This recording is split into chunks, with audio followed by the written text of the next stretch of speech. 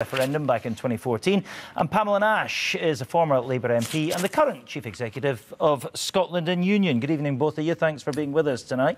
Blair, let me come to you first. What do you make of the scenes we saw in Perth last night? I think there's two important things to say. One is that kind of behaviour is not on. It should be condemned. No journalist, not James, who's a lovely guy, but any journalist should be subjected to that kind of harassment and abuse when they're trying to do their job. Second important thing to say, I think, is let's keep it in perspective. The vast majority of people who take part in the independence debate in Scotland on either side behave perfectly properly, and we had a very good, civilised, courteous debate in 2014. There's a new referendum coming. I think we'll do the same again. So behaviour's to be condemned, but let's keep a sense of perspective. Let's not get it out of proportion. Yeah, Pamela, let me come to you with that. I mean, let's not get into 2014 just yet. We'll probably come to that if we've got time. But do you agree with that? I mean, this was an ugly incident outside the hall, but in perspective, it was a handful of people in, you know, a much broader debate. Well, I agree with Blair that it should be condemned. And of course, there are bad apples and fringe elements on both sides of this campaign. But I don't recall ever seeing anything at the scale of last night coming from the pro-UK side directed towards nationalists. That was abusive and it was intimidating and it was like it should not be seen in 2022. And we did see Nicola Sturgeon condemn this today, but only after that video of James Cook being abused went viral. And at first it was just condemnation of the abuse of a journalist. What about the abuse of the attendees? Last night, it took a while for any condemnation of that. What about the abuse that pro-UK campaigners and supporters get every day and have ever since, during and since the referendum? Yeah, I mean, yes, campaigners. Pamela, you used the words "what about" quite a lot there. I mean, that is a thing in this whole debate, isn't it? Whataboutery. Do you deny that there are problems on your side too? So just to be clear, when I'm saying what about, I'm saying why is that not being condemned from Nicola Sturgeon? We don't see that. On the pro-UK side, parties and official campaigns have always distanced themselves from any fringe element that we don't agree with and we think are causing trouble. We don't see that at the same level in the SNP. And yes, they're saying today there'll be action on members. I don't recall ever in the last 10 years of this debate hearing about members being punished in any way for abusing campaigners on the other side. OK, Blair Jenkins? Well, I think let's agree on the positives, if you like, and that is that we're better than this. You know, we are better than what we saw last night.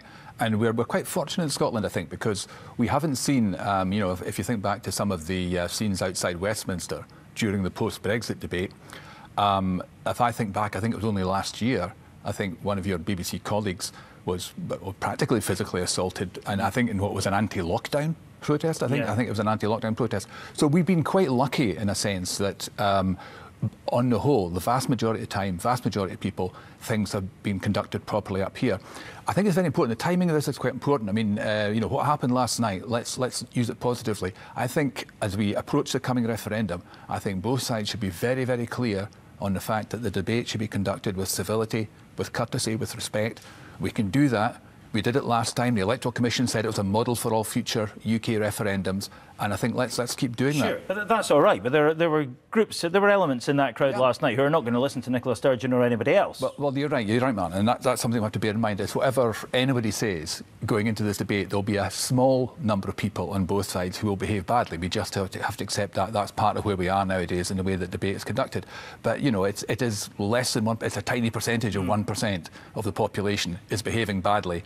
So let's not, and I wouldn't do it to the other side of the argument, and I hope they wouldn't try to apply it to the Yes campaign, let's not misrepresent the nature of the debate by over-exaggerating the influence or the importance of a small minority. OK, Pamela Nash, let me ask you this. I mean, this is a democracy we live in, and people have the right to protest. Where do we draw the line at what's acceptable and what's not? Of course, it is acceptable to stand outside a hall where an event like last night's is going on and make your feelings known, isn't it? Where's the bar and who decides that? That wasn't a protest last night. That was abuse that was directed at people. Well, some of it was, but it was abuse at the fringes of a protest. I don't think it was just at the fringes of it. The videos I saw was crowds chanting at people as they were walking in, things that I wouldn't repeat on national television. That is not a peaceful, calm protest. And I I have to say what Blair was saying sounds like very reasonable, and it doesn't want to hear from our side like making out that this is an uneven problem. I don't think that's very fair, because what the SNP and Yes campaign is divisive in its nature. It's trying to divide the UK, and it's trying to divide Scots into two. That is the nature of a referendum, and this is the most divisive referendum of all. Do you, Pamela, let me ask you... That's reflected in the behaviour Sure. of, I appreciate, a minority of the supporters of the campaign. Yeah, but before I come back to Blair, because he's itching to get back in on this, let me go back to a question that I asked you a minute ago, and I'm not certain you answered. Do you accept that your side has a problem with this kind of behaviour as well? There has been incidents, but the scale of the incidents is much more on the other side, and I don't remember anything like we saw last night happening from pro-UK campaigners. I mean, I guess that depends. I hope we do go into 2014, because the experience of that really reflects the scale and the difference in scale on each side. Let me bring Blair Jenkins in, because he is itching to come in. Blair. Well, I think it's unfortunate that Pamela is looking to make political capital out of this. I think people on all sides of the debate today, have rightly condemned what happened last night. I think it's atypical. It is not typical of the way we conduct ourselves in Scotland and the way Scottish politics is and the way the debate's gone.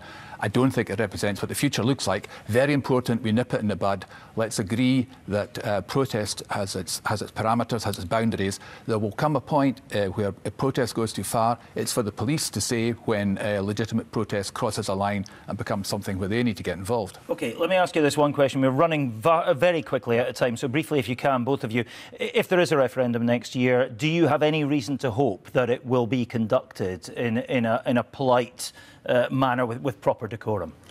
I think it will. I mean, international journalists last time round said the amazing thing was how well Scotland had conducted that debate for what was a very passionate subject for both sides. I think we will again. Different people have different memories of that. Of course, depends which side you're on. Pamela Nash, what do you think it would be like if there's a referendum next year? I don't think there will be a referendum next year, I should say, first of all. But what we saw last night was not even part of a referendum campaign. I can't imagine what it's going to be like if we get to that stage. All right, we shall see, but it is certainly incumbent on leaders to make sure that it is done as politely as possible, and those rowdier elements are kept as close to being in line as they can.